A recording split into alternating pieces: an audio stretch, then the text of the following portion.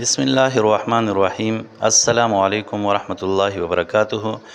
د حاجت وظیفې د یوټیوب چینل مینوالو کتونکو ورونو او خویندو، الله تعالی مو همیشه د لپاره خوشاله تر او تازه کامیاب او کمران ساته. الله تعالی مو دار غم ار مصیبت او در نه په امن حفاظت کې ساته. الله تعالی مو د ژوند او د زړه ټول ارمانونه پوره کړه. عزتمنو، نن د الله اکبر ختم او د الله اکبر وظیفه زه تاسو ته بیانوم. عزتمندو، د چا چې څه قسمه پریشانی وي، څه قسمه مشکلات وي، ان شاء الله د الله رب العزت د نوم په برکت په هغه ټول ختم شي. عزتمندو، که چېرته ستاسو خاص حاجت وي، نو هغه خاص حاجت به هم د الله رب العزت د نوم د وظیفې په برکت باندې پوره شي. عزتمندو، الله اکبر معنی څه ده؟ الله ډېر لوی دی او موږ او تاسو ته دا معلومه ده چې الله رب العزت مسلو حل کولو والا دی. الله رب العزت مشکلاتو حل کولو والا دی.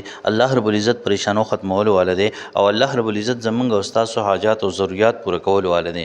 نو زما عزتمندو، په هر حاجت کې دغه شان دی، په هر ضرورت کې او په هر پریشانی او مشکل کې الله رب العزت ته توجه پکار ده. زمونږ د وظایفو مقصد هم دا دی زما عزتمندو چې مونږ د الله رب العزت سره یو خاص ربط او خاص تعلق جوړ کړو. که چېرې مونږ د الله رب العزت در او دربار پرېږدو او مونږ د مخلوق د در او دربار پسې لاړ شو، نو زما عزتمندو ذلیله به شو. په دې وجه به ذلیله شو چې مخلوق په خپله باندې محتاج دی او الله رب العزت خالق او مالک دی، وراء الورا ذات دی، هغه غنی ذات دی، نه چاته ضرورت شته او دغه شانتي بې پروا ذات دی. نو د هغه بې پروا ذات، حاجت روا، مشکل کشا ذات په کار داره چې مونږ او تاسو د هغه په در کې او دربار کې ځان وغورځوو، د هغه نه خپل ضرورت پوره کړو، دغه شانتي خپل مشکلات حل کړو. زما عزتمندو، د الله اکبر اسانه وظیفه د دې نور هم ډیر زیات وظایف دي، تاسو به کړي وي او دغه شانتي سبا تاسو ته معلوم وي، سبا تاسو ته نه وي معلوم، لیکن دا یو لس ورځې چې کوم دی نو د الله اکبر وظیفه ده. عزتمندو، ډیره زیاته اسانه ده. اسانه په دې وجه باندې ده چې الله اکبر الله اکبر اسان الفاظ دي. زما عزتمندو، ماشومان هم ویلی شي، بوډاګان هم ویلی شي، ځوانان هم ویلی شي، نارینه هم ویلی شي، زنانه هم ویلی شي، هر څوک یې ښه په اسانه باندې ویلی شي. نو په دې وجه باندې زما عزتمندو اسانه ده. عزتمندو، په کوم ورځ باندې چې تاسو دا وظیفه شروع کوئ، یعنې دا 11 ورځې وظیفه ده، نو کوم ورځ باندې چې تاسو دا وظیفه شروع کوئ نو شروع کولی شئ. ابتدا به داسې وکړئ زما عزتمندو چې درود شریف په اول ووایي 11 پیرې. 11 پیرې درود شریف نه بعد به زما عزتمندو تاسو د الله اکبر وظیفه شروع کړئ. نو الله اکبر الله اکبر الله اکبر دا به زما عزتمندو تاسو ووایئ 3700 مرتبه، یعنی 3700 پیری به الله اکبر الله اکبر الله اکبر وای. 3700 پیری الله اکبر الله اکبر الله اکبر په اوله ورځ باندې. دغه شانتي زما عزتمندو بیا دویمه ورځ چې راشي، و دا یاد ساتئ چې په اوله ورځ باندې تاسو شروع کوئ درود شریف به ابتدا کې لازمي وایي. که چېرته تاسو درود شریف پرېښودو نو ګورئ بیا دا وظیفه نه کېږي. دغه شانتي په دویمه ورځ باندې زما عزتمندو د ټول نه مخکې چې دی نو درود شریف ووایي او بیا چې کوم دی نو الله اکبر الله اکبر الله اکبر الفاظ چې کوم دی شروع کې دا به ووایي 3700 پیرې 3700 مرتبه زما عزتمندو په دویمه ورځ باندې به تاسو ووایي. اوس زما عزتمندو بعضې خلک داسې وي چې هغه څه وایي، هغوی اکبر وایي، الله اکبر الله اکبر. تاسو به د اذان کې هم اورېدلي ډېر خلک داسې وایي چې کله بانګ وایي نو الله اکبر وایي، الله اکبر، یا څوک الله اکبر وایي، مختلف قسم الفاظ وایي. نو دا غلط دي زما عزتمندو. الله اکبر کاف دی، الف پسې کاف دی، نو اکبر به وایي. الله اکبر الله اکبر الله اکبر په دې طریقه باندې به زما عزتمندو تاسو دا شمیر او دا تعداد پوره کړي. اوس زما عزتمندو کومه ورځ باندې چې ته ابتدا نه شروع کړې، یعنې اوله کې شروع کړې، نو اول به 11 پیرې درود شریف وي او بیا به الله اکبر وي او دغه شانتي په دې طریقه باندې به تاسو دا وظیفه 40 ورځې، دا 40 ورځې نه 11 ورځې مکمل کړئ.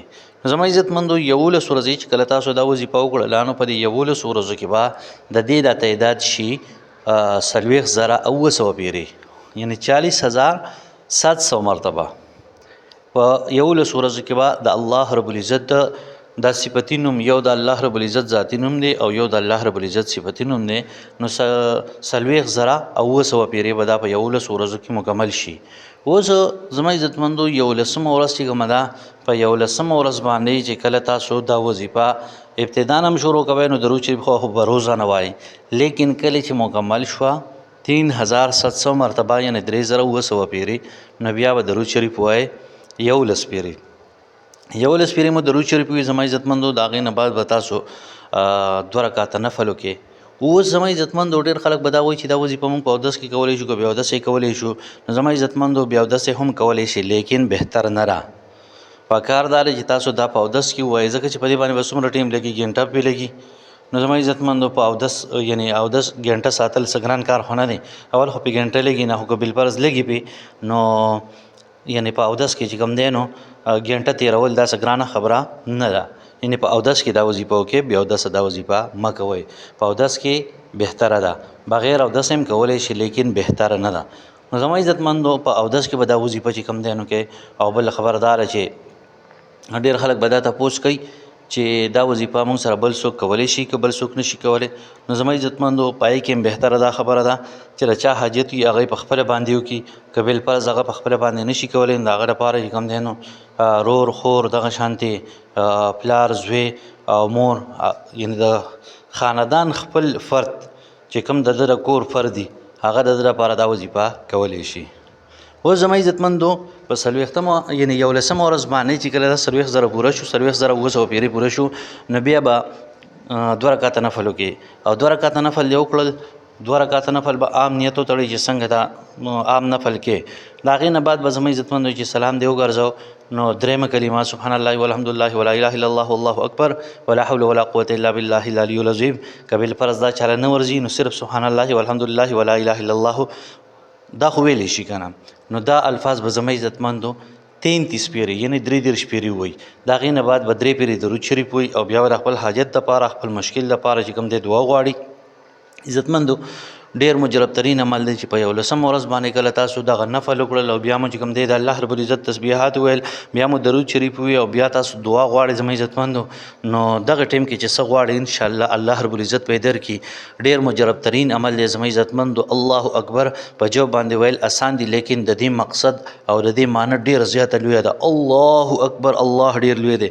نو زما عزتمندو هغه لوی الله د هغه در ته چې کله ځان وروغورځوي نو الله رب العزت پرې حاجت پوره کړي او الله رب العزت پرې پریشانۍ ختمې کړي. ډېر مجرب ترین عمل دی عزتمندو. د خپلو حاجاتو دپاره خپلو پریشانو دپاره ضرور دا عمل وکړئ. دعاګانو کې موږ هم یاد ساتئ انشاءالله موږ هم درته دعاګانې کوو. الله دې ستاسو ټول حاجات شریعه د خپلو خزانونو پوره کړي. الله تعالی دې ستاسو ټولې پریشانۍ ختمې کړي. موږ له اجازت راکړي ملاوي کوو انشاءالله راتلونکي وظیفې ویډیو کې د لوی الله په امان.